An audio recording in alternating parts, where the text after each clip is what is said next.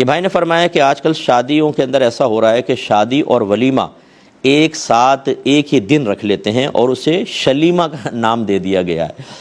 توبہ میرے مالک، تو کیا یہ صحیح ہے یا نہیں ہے؟ تو یہ بالکل غلط ہے۔ میں سوال یہ کرتا ہوں کہ یہ بتائیے کہ ولیمے کا تصور آپ کے ذہن میں کہاں سے آیا؟ کس نے کہا ولیمہ کرو؟ تو آپ کہیں گے جی نبی کریم صلی اللہ علیہ وسلم نے بتایا، قرآن اور حدیث، یعنی حدیث سے ہمیں پتہ چلا کہ ولیمہ ہوتا ہے۔ تو حدیث سے جب پتہ چلا تو پھر حدیث یہ بتائے گی نا کہ ولیمہ کب ہوگا، اور کیا اس کو شادی کے کھانے کے ساتھ مرج کر سکتے ہیں کہ نہیں، یا آپ اپنے پاس سے بس ولیمے کا تصور وہاں سے لے لیا، باقی یہ شترے بے مہار ہو گئے کہ ہم جیسا چاہے کریں۔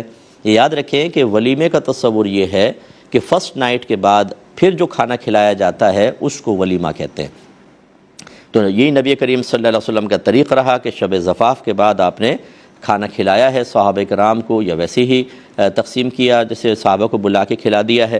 تو یہ ولیمے کا تصور ہے۔ اب اگر آپ شادی کر رہے ہیں، شادی یقینی سی بات ہے فرسٹ نائٹ سے پہلے ہی ہوتی ہے، تو اب اس کے اندر اگر آپ ساتھ ہی ولیمہ کر دیتے ہیں تو یہ ولیمے کی سنت تو پوری نہیں ہوگی، تو اس کو ولیمہ کہنا، اور اس قسم کی بدعتیں ایجاد ہرگز نہ کی جائیں۔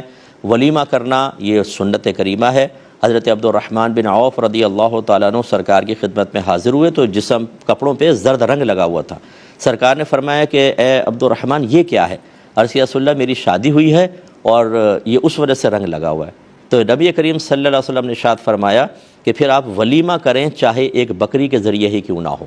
تو اس کا مطلب یہ ہوا کہ یہ تصور شریعت نے دیا ہے اور اس کا وقت بھی معین کر دیا ہے، اس کو وقت کو بدل دینے سے ولیمے کی سنت ادا نہیں ہوگی، اور جو چیز سنت کو ختم کر دے وہ بدعت ہوتی ہے۔ ایسی بدعتیں ایجاد نہ کریں، ورنہ آپ کے بچے آپ ہی کے روش پہ چلتے ہوئے آپ نے ولیمے کو شلیمہ بنا دیا، اس کے بعد وہ اس کو قیمہ کر دیں اور کیا کر دیں یہ اللہ ہی بہتر جانتا ہے، اور وہ ایک چیز پہ بچے نہیں رہیں گے، پھر وہ ہر چیز میں اپنی مرضی اور سہولت کے مطابق تبدیلیاں پیدا کریں گے، اور اسی بنا پر دین کا نقشہ بدل دیا ہے۔ ہمارے خاندانوں کے رسوم اور رواج اکثر خلاف شرع اور بالکل قرآن اور حدیث کے خلاف ہوتے ہیں، اور ہم جرأت مندی کے ساتھ ان کو اس لیے کر رہے ہوتے ہیں۔ ہمارے ہاں تو ایسا ہوتا ہے، یہ عورتیں مل کر بیٹھتی ہیں نا رشتوں کے لیے، بھئی آپ کے ہاں کیا کیا لیتے دیتے ہیں؟ ہمارے یہاں یہ ہوتا ہے، دوسری کہتی ہے ہمارے یہاں یہ ہوتا ہے، اور ان میں بہت سی چیزیں، ہر ایک کو نہیں کہہ رہا ہوں، بہت سی چیزیں خلاف شرع بھی طے ہو رہی ہوتی ہیں، لیکن چونکہ ہمارے ہاں ہو رہا ہے اور ہم نے نہ قرآن کو دیکھنا ہے نہ حدیث کو، نہ اللہ کا خوف نہ رسول کی کوئی حیا اور شرم، تو ہم خود بدعتیں ایجاد کر کے اور اپنی نسلوں کو دے کر چلے جاتے ہیں، اور آگے اس کا خمیازہ بھگتنا ہوگا۔ تو لہذا شلیمہ پلیمہ چھوڑ دیجئے، آپ ولیمہ ہی کیجئے، اور اس کا طریقہ یہ ہے جو میں نے آپ کو سمجھایا۔ اس میں ایک آخری بات عرض کر دیتا ہوں، بعض بچے ایسے ہوتے ہیں کہ جو سنت پوری کرنا چاہتے ہیں لیکن گھر والوں سے ٹکرانا ممکن نہیں رہتا۔ گھر والے کہتے ہیں تم خاموش رہو، ملا نہ بنو زیادہ، جو ہم کر رہے ہیں بس ٹھیک ہے، ہم جواب دیں گے آخرت میں۔ ایسے جرأت مند بھی آپ کو ملیں گے۔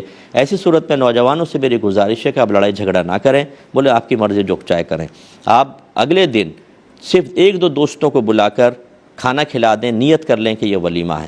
ولیمے کے لیے باقاعدہ ہال بک کرانا، انویٹیشن دینا، کوئی بہت زیادہ بڑی مقدار میں کھانا بنانا یہ لازم نہیں ہوتا، تھوڑا سا کھانا کھلا دیں، ولیمے کی نیت سے انشاءاللہ سنت ادا ہو جائے گی۔